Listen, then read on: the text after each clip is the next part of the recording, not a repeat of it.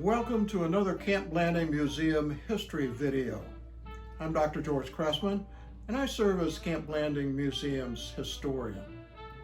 Today I'm going to chat with you a little bit about the German Army prisoner of war compound that was established here in 1943 and was held prisoners through the end of 1945.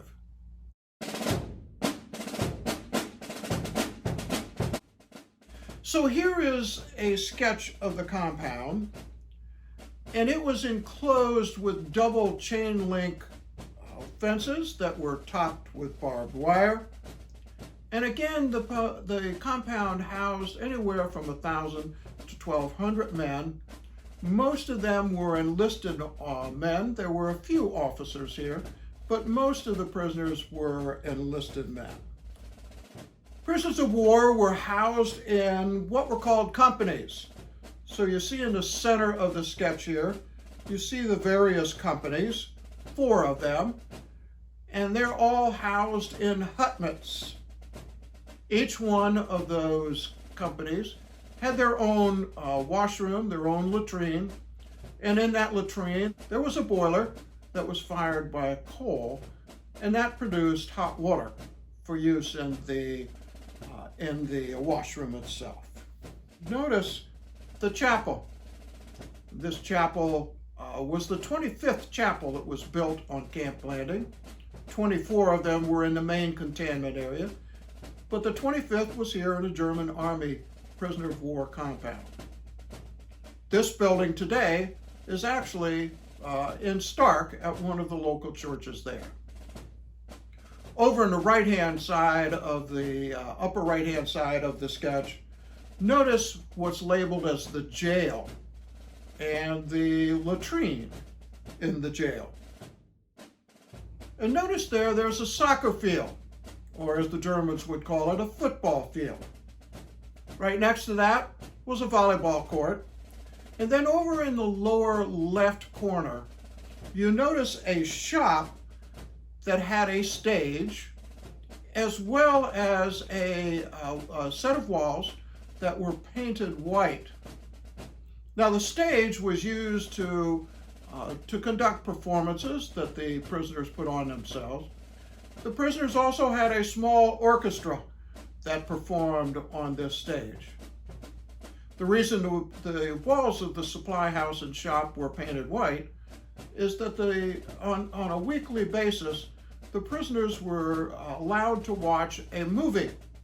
So in the evening, when it began to get darker, the movie was projected on the white walls of this supply house.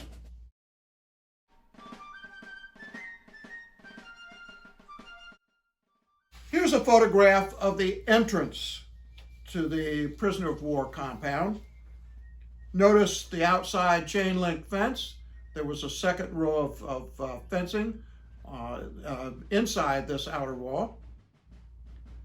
In the evening and at night, soldiers serving as guards patrolled between the fences using dogs to hopefully prevent any escapes from the compound.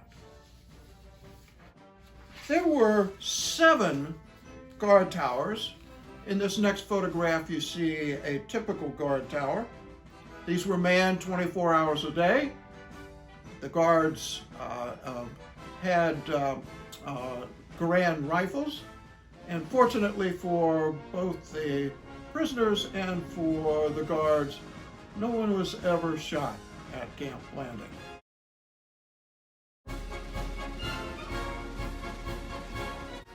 Because Camp Blanding's prisoner of war compound contained enlisted men, these enlisted men worked.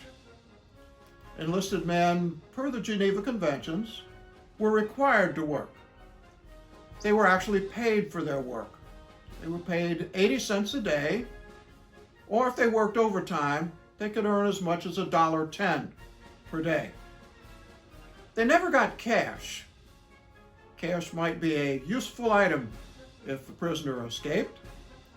So an account was kept for each prisoner with their earnings in the account, and as part of that account, they were issued script that they could carry into their own PX and buy things like soft drinks or ice cream, writing supplies, shaving supplies, and they were permitted to buy 1 beer per day. Prisoners also worked off the post. And here in this photograph, you see them picking oranges. There was a shortage of farm labor all across the United States.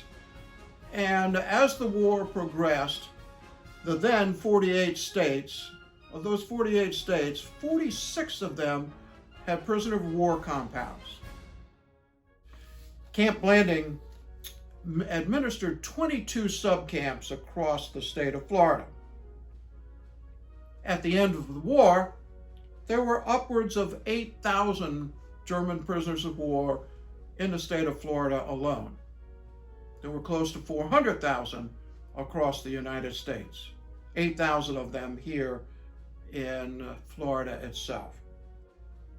Private firms were allowed to apply for the use of prisoners of war, labor.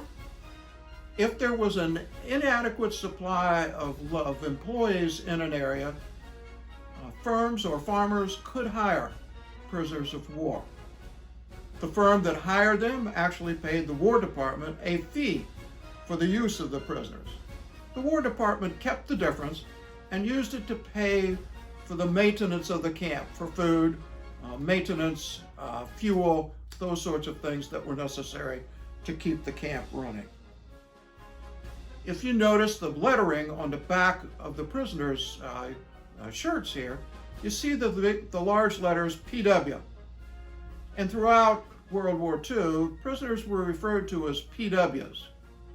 When the Korean War began to generate prisoners, that's when we started to say POW. But in World War II, we talked often of PWs. It's the same thing as a POW, it's just that O did not show up. Prisoners also had leisure time. So here you see photographs of some things that prisoners were doing during their leisure time. In the upper left-hand corner, you see a photograph of a prisoner sitting outside his hutment underneath a home-rigged tarpaulin shade, reading a newspaper. In the lower right-hand corner, you see a wood shop that prisoners at Camp Blanding were allowed to use. And this particular prisoner is building a ship model. And that was a favorite activity of some of the more skilled prisoners of war craftsmen.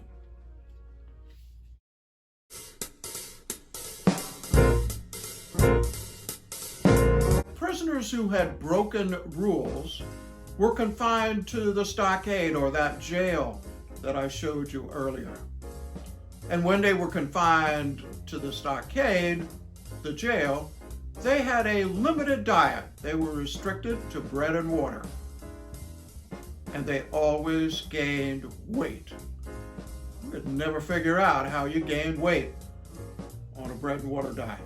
One of the former prisoners who had been held in our stockade here, a prisoner of war compound, came in and we asked him what was going on.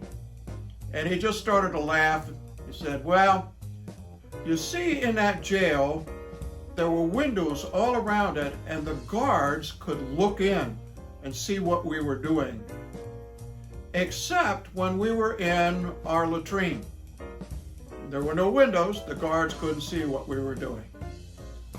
So every day at chow time, 3 times a day, we would go into the latrine, we pulled up the floorboards, we'd crawl out underneath the building, we'd go down to the mess hall, get in line, have our chow, come back, crawl back into the latrine, put the floorboards back. And he said at one point, the guards thought that this might be going on. So they came out and poured white sand all around the stockade, the jail. And he said, so we stole a rake. And when we crawled out, we'd rake out our prints. When we crawled in, we'd rake out the prints. The guards never figured out what was going on. Now, second kind of funny story. Recall that I told you that each of the washrooms, the latrines that the companies had, there was a boiler there, coal-fired boiler that was producing hot water. In one of the companies, the prisoners had set up a still. They were running the still from that boiler. The guards knew that they had a still, but the guards never stopped it because they were getting a piece of the product. Finally, I'll just comment on escapes. There were about 5 escapes from the Camp Landing prisoner of war compound. Never any from the subcamps, but here at the main post, there were roughly 5 escapes. The longest, the prisoner that was out for the longest time was out for about 5 days. And he actually turned himself in because he was tired, cold, and hungry. And of course, he went immediately to the jail, enjoyed that bread and water diet, gaining weight. Well, thanks for tuning in for another one of our Camp Landing videos. We really appreciate the time you're spending with us and learning more about Camp Landing. We are open at the museum 7 days a week from noon to 4, and we strongly encourage you to come visit with us. Looking forward to seeing you then. This is Dr. George Cressman signing off.